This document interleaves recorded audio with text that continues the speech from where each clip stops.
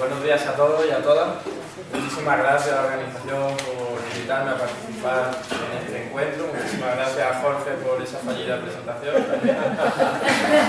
Y continuando con la ponencia de Dori, me gustaría recalcar que no quiero ser muy extenso para que haya tiempo suficiente para el debate.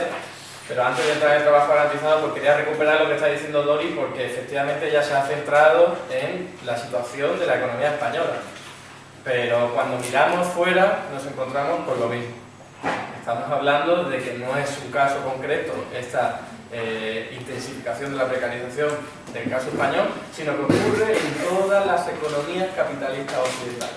Con lo cual, aquí tenemos que ver ya por dónde van los tiros. Y es decir, vivimos en un nuevo proceso del sistema capitalista, una nueva etapa en la cual, fundamentalmente, debido a las fuerzas de la globalización, a las fuerzas también de la globalización financiera, de la liberalización, la explotación laboral tiene que ser cada vez más mayor.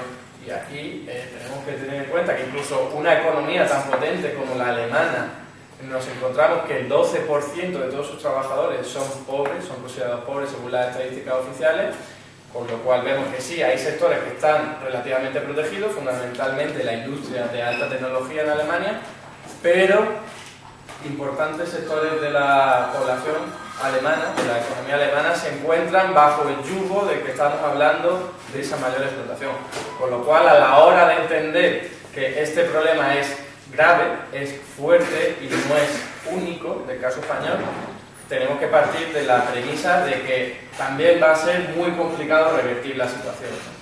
Y eso es importante tenerlo en cuenta porque para saber que hay que remangarse, que hay que luchar y que esto no va a ser conseguido de la noche a la mañana. Y con lo cual, cuando se presentan propuestas como la de trabajo garantizado, siempre hay que partir de esa premisa de que es algo que hay que hacer, entre otras muchas cosas, como la que decía Dori, y al mismo tiempo saber que es un freno de emergencia, pero al mismo tiempo también tiene un potencial transformador, como propuesta que intenta dignificar, reconceptualizar el trabajo, como decía Dori, y por eso, a partir de ahí, teniendo en cuenta que no sería lo único que habría que hacer, el trabajo garantizado, y solo algunos detalles, pues no solo lo que decía Dori, sino que necesitamos hacer una transición del modelo productivo y también del modelo energético, que van de la mano, para mejorar la calidad del empleo privado que se crea, aunque el sector público tenga o pueda estar detrás, fomentando y ayudando determinados sectores, como por ejemplo el de energía renovable, muy necesario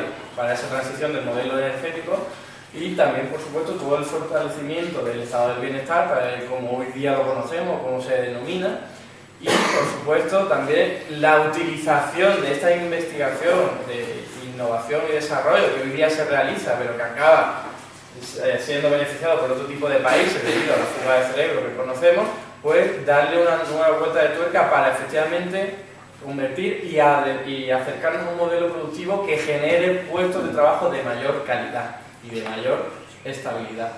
Teniendo en cuenta todo eso que habría que hacer, al mismo tiempo, entre todo ese pack de medidas está el trabajo garantizado. Bien, ¿qué es el trabajo garantizado? En realidad es una medida de política económica que viene siendo teorizada desde los años 60, fundamentalmente por economistas estadounidenses, de la rama de la vertiente teórica post-keynesiana, que para aquel que no lo sepa es una tradición que intenta recoger lo mejor del marxismo con lo mejor del keynesianismo, y en ese sentido viene siendo teorizada desde hace muchísimo tiempo y, como luego diré, también implementada de forma parcial en determinadas situaciones. El caso es que la forma de definirlo es muy sencilla y es: trabajo garantizado consiste en que el sector público tiene la obligación de garantizar un puesto de trabajo a toda aquella persona que no lo haya podido encontrar, y un puesto de trabajo en condiciones dignas y de carácter indefinido.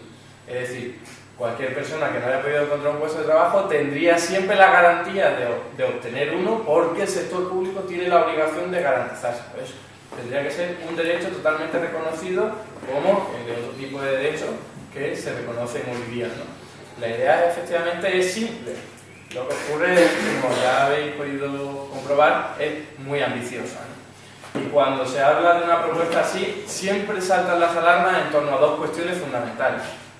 La primera es: Oye, ¿y cómo vamos a ser capaces de pagar algo así? Porque crear puestos de trabajo, que habría que financiarlo del sector público, supone un desembolso muy importante de dinero, con lo cual vamos a ver capaces de pagar algo así. Y la segunda cuestión es, ¿y en qué ponemos a trabajar a tanta gente? ¿De verdad hay posibilidad de generar tantos puestos de trabajo, sobre todo para una economía como la española, en la que se calcula que hay más de 5 millones de desempleados? ¿De verdad hay tanto trabajo por hacer en nuestra sociedad? Esa es la segunda pregunta que siempre se aparece cuando se habla de trabajo garantizado. Bueno, en torno a estas dos cuestiones voy a basar la exposición a continuación. Cuando nos hablan de qué es, de cuánto dinero costaría, si de verdad eso es un disparate o no, lo primero que hay que partir es de lo que decía Dori, de que necesitamos reconceptualizar el trabajo. Y aquí nos tenemos que valer de nuestra tradición de análisis marxista para entender que en realidad trabajo no es lo mismo que empleo, que hoy día no haya empleo no quiere decir que no haya trabajo, y que el trabajo tendríamos que denominarlo, definirlo como todo aquello que genera valor de uso en términos marxistas. Es decir, aquel esfuerzo físico o intelectual, psicológico, que te permita realizar una actividad que vaya en beneficio social, económico, ecológico, cultural, etcétera, etcétera. Todo aquello que nos permita darnos utilidad como personas que vivimos en sociedad, ¿no? Y claro, ahí se inserta el trabajo asalariado, porque en buena parte da utilidad a las personas. Pero hay que entender que hay mucho más allá del trabajo asalariado, incluso del trabajo remunerado, y por lo tanto entender que simplemente con que una persona realice un trabajo que sea útil ya merecería una remuneración. ¿Por qué? Porque es un trabajo que, como se está realizando hacia la sociedad tiene que responder frente a ese trabajo, frente a esa persona. Y la forma de devolver la deuda, es decir, de endeudarse, es esa remuneración, que lo que consiste es que la sociedad considera que una persona realiza un trabajo útil y por lo tanto le va a dar un dinero que es la deuda de la sociedad, porque ese dinero lo va a poder utilizar luego para comprar bienes y servicios que esa persona no puede producir. La idea es que cuando esa persona vaya a comprar, la sociedad le esté devolviendo el favor a través de otros bienes y servicios, ¿no? Por lo tanto, la concepción del trabajo es esa y la remuneración debe ir aparejada a ello. Con lo cual, cuando hablamos, y fijaos, los teóricos del trabajo garantizado te dicen, que necesitamos pagar no sé cuántos millones de puestos de trabajo con dinero. Pues nada, generamos el dinero, lo creamos directamente. ¿Por qué? Porque el dinero es una invención social que ha sido inventada por el ser humano para facilitar las transacciones económicas que se producen en sociedad.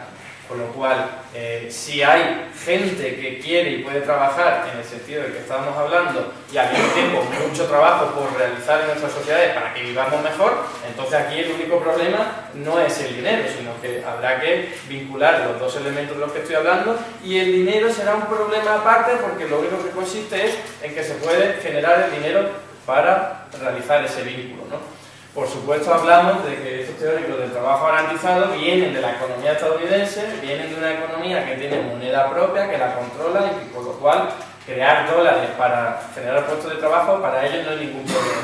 Cuando hablamos de una economía como la española ya estamos hablando de otra cosa, porque utilizamos una moneda que no controlamos. La controla el Banco Central Europeo y encima se rige por planteamientos neoliberales que en absoluto ven como algo normal lo que estoy diciendo, ¿no? Crear dinero para generar puestos de trabajo.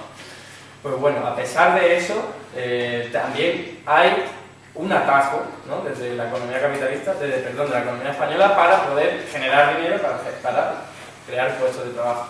Lo primero que habría que tener en cuenta es que esa generación de dinero, en realidad, partiría de toda esta consideración, de lo que yo estoy diciendo, que siempre, por cierto, nos dicen que generar dinero, pues, de la nada, y esto desde la Facultad de Economía nos martillan siempre con eso, que tiene obstáculos muy importantes, tiene inconvenientes, y hay que decir, sí, los tiene, pero no son los que normalmente se nos dicen, ¿no? Se nos suele decir que generaría muchísima inflación, que no te puedes pasar del 3% de déficit público, del 60% de deuda pública. Bueno, eso no tiene ninguna consistencia científica. En realidad son indicadores que se inventaron en la Unión Europea para intentar controlar ese proyecto que se denomina eurozona, ¿no?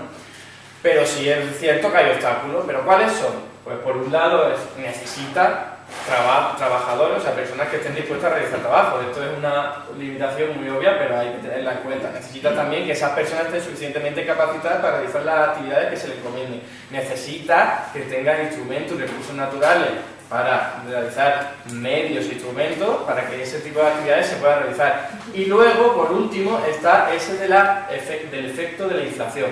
Es cierto, si tú inundas mucho una economía con dinero, es probable que aparezcan tensiones inflacionistas. Esto quiere decir que los precios de los productos aumenten a un ritmo descontrolado.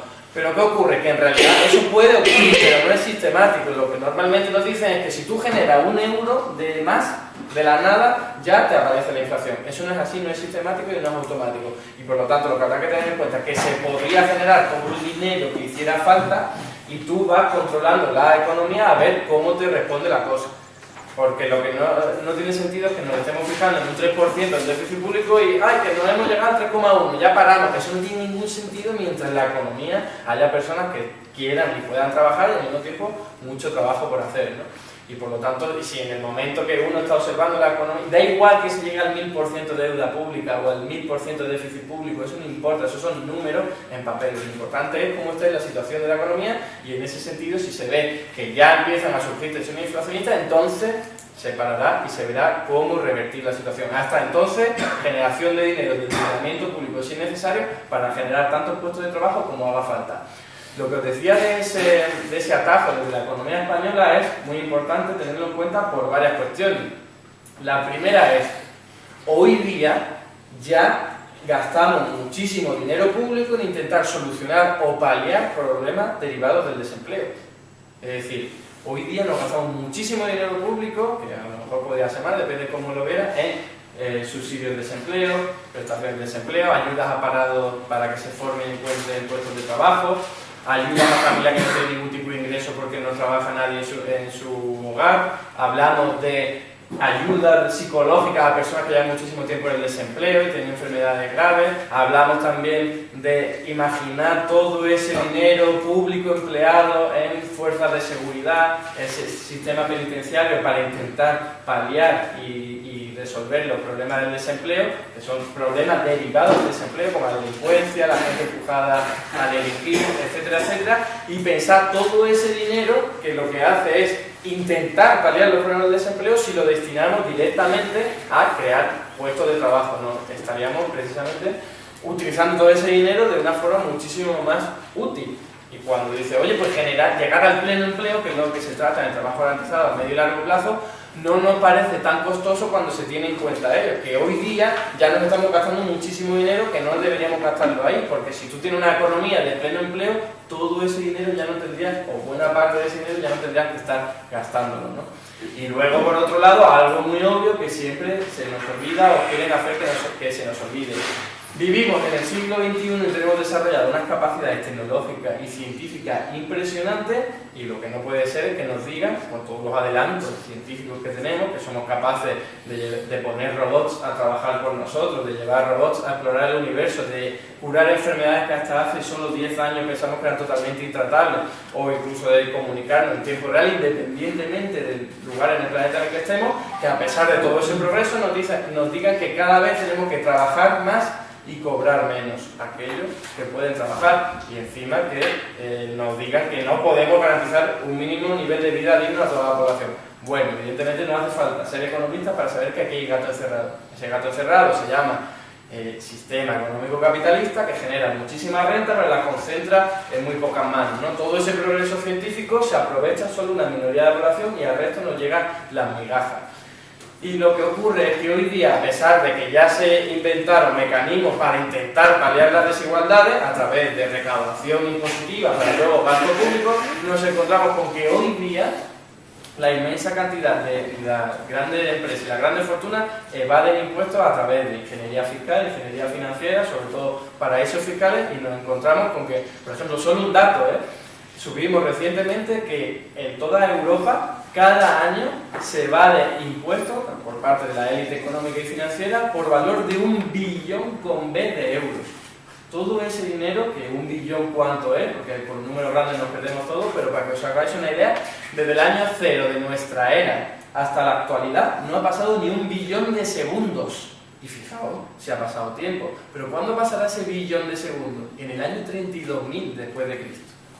Imaginad la cantidad de segundos, desde el año 0 hasta el año 32.000, convertidos en euros. Pues todo ese dinero es dinero que generamos como sociedades ricas que somos, pero que se evade y se evita que nos podamos aprovechar la mayoría de ellos. Y pertenezca solo a la élite, la minoría de la élite económica y financiera. Con lo cual nos damos cuenta de que demonios, dinero claro que hay, si somos sociedades muy ricas, el problema es que no somos capaces, porque no hay voluntad política por parte de los gobiernos, de recaudarlo para luego llevar a cabo políticas con el trabajo garantizado, ¿no? Por lo tanto, esa primera cuestión de verdad habría suficiente dinero, pues ya no se nos antoja tan complicada partiendo de lo que os estoy diciendo. Y en cuanto a la segunda cuestión de en qué seríamos capaces, de verdad seríamos capaces de emplear a tanta gente, pues bueno, ahí partiendo de lo que decía Dori, de esa nueva reconceptualización del trabajo y decir, oye, es que no solo es que hoy día haya mucho trabajo todavía por desarrollar, sino que ya hoy día hay mucho trabajo que se está haciendo, trabajo en el sentido de que es útil en términos económicos, ecológicos, sociales, culturales, etcétera, etcétera, pero que no es remunerado. Y aquí entra, por supuesto, todo ese trabajo de cuidado, que lo que consistiría en hacer con una parte del trabajo garantizado es visibilizar, remunerar, dignificar y repartir de forma solidaria y colectiva entre hombres y mujeres todo ese trabajo que se realiza de forma invisibilizada y bajo la superficie, fundamentalmente por mujeres, en los hogares, ¿no? Y ahí, pues, un solo dato, en el año 2010, que es el último dato que tenemos disponible, se dedicaron a cuidar solo a niños, en parte fundamentalmente de las madres, el equivalente a la generación, en horas, el equivalente a la generación de 1,5 millones de puestos de trabajo a jornada completa. Esto no quiere decir que haya que convertir toda esa hora en trabajo, pero para que os hagáis una idea de la cantidad de trabajo que hoy día se realiza en solo cuidado de niños, ¿no? En cuidado de ancianos es el equivalente a 500 000 de puestos de trabajo a jornada completa. Con lo cual, lo que se trata de hacer con una parte del trabajo garantizado es lo que os estaba diciendo, de visibilizar todo este trabajo, ¿no? Y luego, por otro lado, la idea de decir, oye, si desde que gobierna Rajoy nos ha recortado casi 500.000 puestos de trabajo en el sector público, incluyendo sanidad, educación, etcétera, etcétera, ¿cómo son capaces de decirnos que no hay trabajo para hacer, que no hay suficientes puestos de trabajo que crear? Para empezar, habrá que recuperar todo lo que se nos ha robado, y en solo 3 años, que es impresionante, Es decir, fortalecer los puestos de trabajo público que conocemos, en torno a la educación, sanidad, otro tipo de prestaciones sociales, ¿no? Y al mismo tiempo decir, y queremos ir mucho más allá, porque nos parece que esto es insuficiente. ¿Y cuándo se nos puede decir que sobran profesores, educadores, profesionales sanitarios, médicos, enfermeras, si lo que realizan es una actividad fundamentalmente importantísima para nuestras sociedades? Pues a partir de ahí generaremos todos los puestos de trabajo mientras haya gente que quiera y pueda trabajar, siempre que veamos que es un trabajo útil para nuestras sociedades. Y por lo que os estoy diciendo de este tipo de actividades, creo que no hay duda de lo útil que es, ¿no? Y por lo tanto no solo hablamos de educación, sanidad, apoyo psicológico, etcétera, etcétera, sino que habría que incluir también cuidado de la fauna y de la flora, del medio ambiente, hablamos de rehabilitación de edificios para que sean más eficientes energéticamente, reutilización de materiales, reparación de productos, servicios de reciclaje, retirada de residuos, cuidado de los espacios verdes, cuidado de las playas, etcétera, etcétera. Todo eso es trabajo que redunda en beneficio ecológico importantísimo, no solo para nosotros, sino para las generaciones venideras. Todo eso hay que hacerlo y hay asociaciones y organizaciones que se dedican desde hace muchísimo tiempo a identificar yacimientos de empleo, si me permitís la expresión, para ver qué trabajo se puede realizar en beneficio del medio ambiente y de la biosfera. Muchísimos puestos de trabajo que crear, una cantidad que no os podéis ni imaginar. Es decir, solo hay estudios que dicen que solo un cuidado de los bosques que no es reforestarlos, sino ver que estén bien, que estén suficientemente húmedos, que no ardan a la mínima de cambios, se podría generar una cantidad superior a 1 millón de puestos de trabajo en toda la geografía del territorio español. Hablamos de la generación de un montón de puestos de trabajo. Y luego hay que incluir también, por supuesto, cuidado de los espacios urbanos. Es algo que también nos permite vivir mejor, vivir más felices. Reparación de vivienda, rehabilitación de vivienda. Hoy día tenemos viviendas en las cuales hay a personas mayores que no pueden acceder bien a su hogar porque está en un cuarto piso y no hay ni siquiera un ascensor. Hablamos de que hay fachadas que se caen, tenemos barrios totalmente abandonados, árboles que se caen y matan personas. Por supuesto que hay muchísimo trabajo y mucho empleo que generar en este tipo de sectores. Y por último, otra rama que muchas veces nos dicen, oye, esto no es economía. No, hay que decir, esto también es economía. Generar un reloj y venderlo porque nos da utilidad, por supuesto que es economía, pero no solo que venga una persona y nos recite una poesía o haga una representación artística, eso también nos da utilidad. Cuando hay una persona que viene y nos cuida a nuestros hijos, etcétera, etcétera, también nos da utilidad. Eso es economía y se trata de visibilizarlo y remunerarlo. Con lo cual, hablamos de representaciones artísticas, representaciones musicales, teatrales, todo tipo de competiciones deportivas, toda actividad cultural que vaya en beneficio social y cultural de las personas, porque no solo somos animales que necesitamos comer y protegernos de la inclemencia del tiempo, es decir, sobrevivir. No, somos seres culturales que queremos desarrollarnos como personas, aprender, culturizarnos y formarnos académicamente y profesionalmente, ¿no? Se trata de que efectivamente hay muchísimos puestos de trabajo que generar en torno a estas cuestiones, ¿no? Y hablando, y ya paso a la parte final de la exposición, de las ventajas del trabajo garantizado, hay una fundamental relacionada a combatir la precariedad laboral. ¿Cuáles? Los teóricos de trabajo te lo dicen de forma muy clara.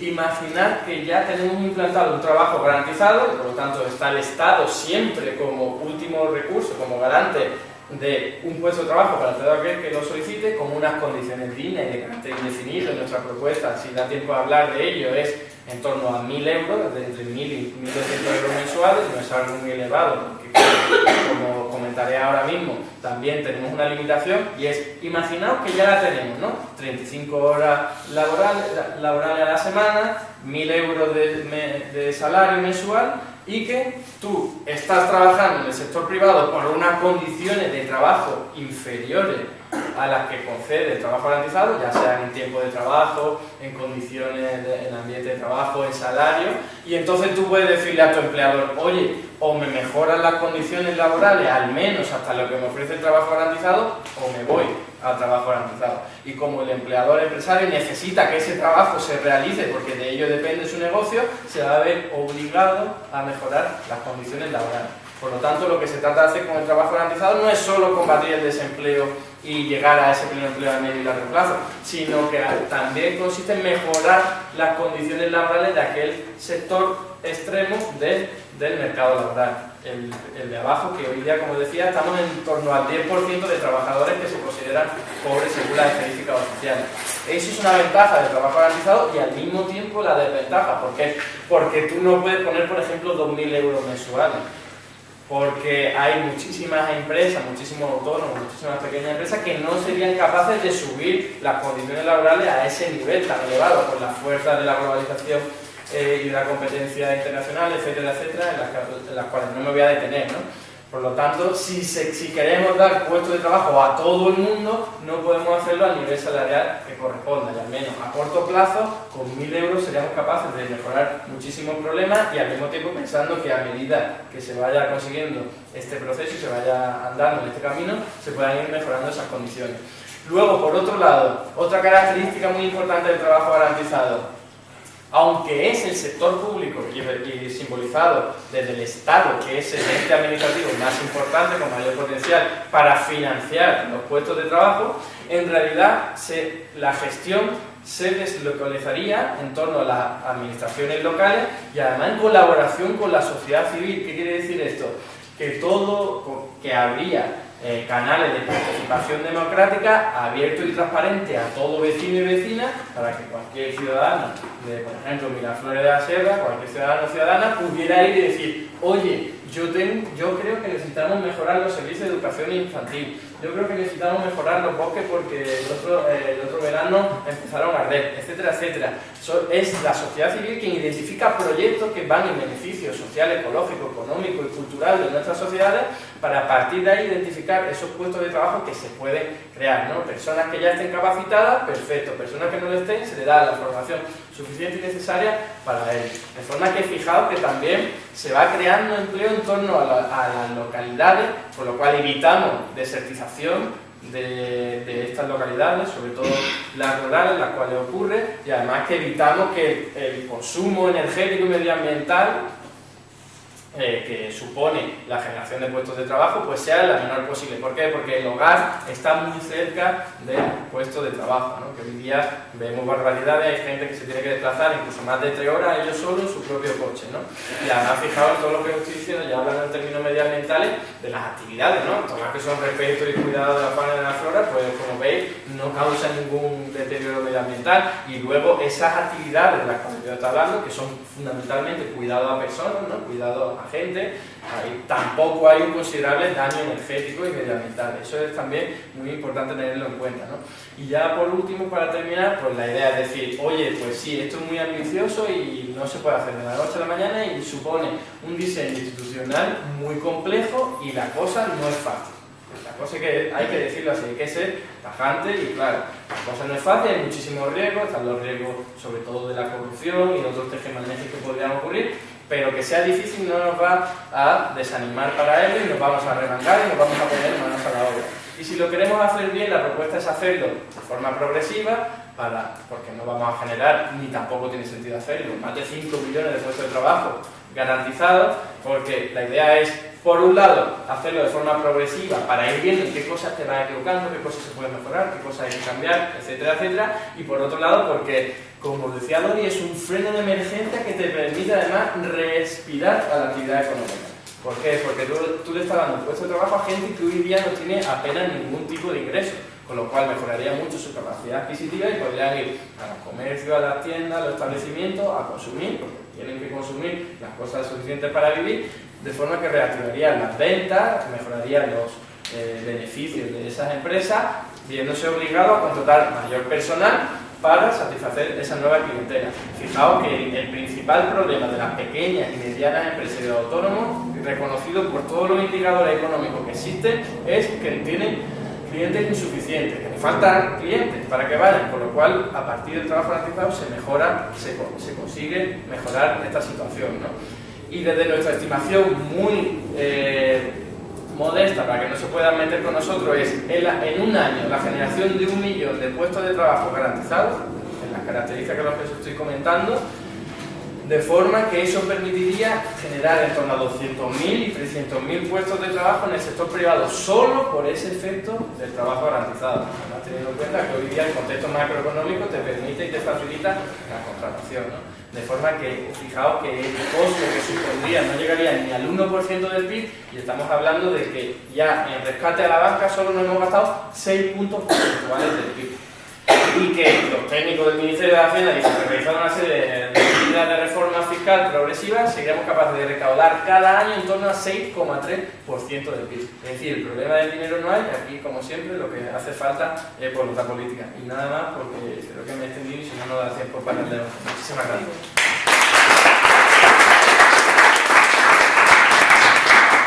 Antes de empezar con el debate, le vuelvo a dar la palabra. Tenéis minutos para adelantarme a la reticencia de los juristas y dar una explicación del marco jurídico que estamos elaborando para el tema del trabajo garantizado, porque desde que la propuesta empezó a nacer se empezaban a anunciar reticencias a la misma, con lo cual tenemos desde la Fundación para los Ciudadanas y los Ciudadanos un consejo científico y una serie de juristas, economistas y sociólogos que, con Edu, conmigo, con Carlos, estamos elaborando esta propuesta. La primera cuestión, la normativa.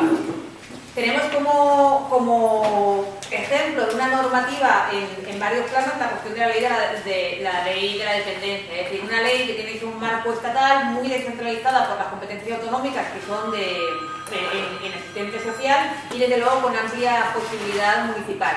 De lo que se trata es de plantear una propuesta que se pueda implementar ya y que por lo tanto tenga cabida en el actual marco de distribución competencial. Por lo tanto, una norma estatal con complemento en las comunidades autónomas. En esta norma estatal que se identifiquen ya los sectores, que como ha dicho Eduardo, tenemos mucho cuidado en no tocar sectores del sector público, sino ir más allá, de que nadie nos pueda decir que lo que estamos pretendiendo es precarizar el sector público, en absoluto. Nuestra propuesta es primero ampliar el sector público y luego en los sectores donde el sector público no ha llegado tradicionalmente a abrir una brecha con el trabajo garantizado, con la expectativa, por supuesto, de luego ir reabsorbiendo esta nueva generación de servicios de bienestar hacia el sector público. La cuestión de las actividades concretas se desarrollarían con participación ciudadana, lo cual nos permitiría también reactivar a nivel municipal estos consejos de participación ciudadana, como decía, para promover este trabajo y la colaboración con entidades. Dentro de las entidades queremos huir del ejemplo de las empresas de inserción. Esto no se trata de volver a inyectar capital al sector privado, en absoluto. Queremos promover las entidades sin ánimo de lucro que cumplan una serie de condiciones, como por ejemplo la laicidad y realizar actividades socialmente útiles para el pueblo y que si lo haya decidido el municipio, y por tanto con estas entidades plantear colaboraciones para inyectar trabajo garantizado y también las que pueda crear el propio municipio. La selección de trabajadores, también este millón de trabajadores, ¿cómo se selecciona? Bueno, planteamos criterios fundamentalmente de necesidad y vamos a ver, y para esto estamos estudiando, cuáles son de estas 700.000 familias actualmente que no tienen ningún tipo de ingreso, ninguno, ni renta, ni siquiera renta mínima. En la actualidad, pues ver cómo priorizamos a las personas con mayor necesidad y también, ¿por qué no?, dejando un porcentaje para que entre el trabajo garantizado personas con determinadas habilidades que puedan hacer falta en determinados puestos de trabajo. Que no sea solamente por necesidad, que necesidad sea el criterio mayoritario, pero que también podamos potenciar la formación, porque el tema de la formación, unido a la jornada, planteamos jornada de 35 horas, más un 12,5% de esa jornada en formación obligatoria, para lo cual utilizaríamos universidades, profesores de universidad, profesores de FP, intentando que haya un reciclaje continuo y que una persona entre en el programa de trabajo garantizado a hacer cualquiera de estas actividades, pero que además de su propia formación profesional que ya traía en la mochila pueda seguir formándose y pueda seguir recibiendo esta formación gratuita y desde las universidades.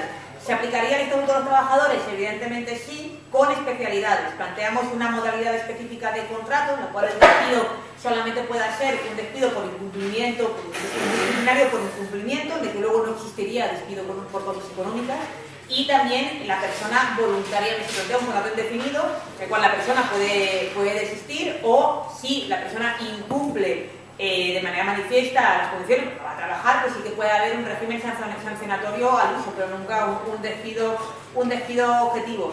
Que haya una inspección potente de trabajo, que cuide que a estos trabajadores se les garanticen todos los derechos y que ahí se vigile sobre todo a las entidades que participan del programa. Y en cuestiones salariales, pues ya lo ha dicho Eduardo, tener en cuenta que como pasa con el sector público en la actualidad, el salario del trabajo garantizado va determinado en los topes en BOE y a partir de ahí pues que exista dentro una organización de los trabajadores que negocie pues el resto de condiciones. Bueno, esto está evidentemente en elaboración, hay un grupo potente de juristas y os animo a los que y a las que queráis participar en esta elaboración, que debe ser por supuesto colectiva, que es una propuesta que deberemos lanzar, como hacemos normalmente nosotras, para que se vaya elaborando también desde fuera y asumir todos los inputs, pero que creemos una propuesta con un valor de transformación muy potente. Ahora ya toda la reflexión.